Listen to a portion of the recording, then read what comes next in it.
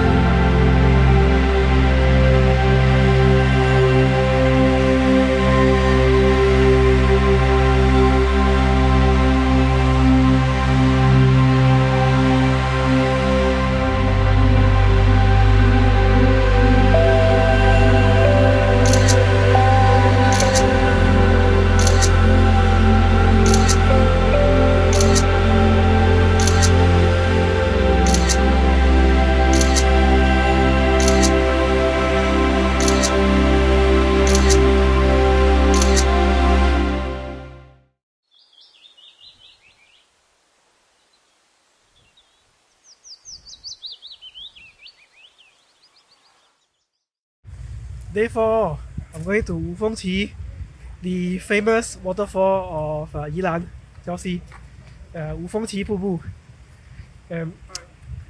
Quite a distance of walking, so I'm hoping that there are not a lot of steep slope or steps. But I was in the bus and I heard someone talking about a pretty steep step. But since I'm here, I want to make the trip to the waterfall. So hopefully it'll be worth it at the end of the journey.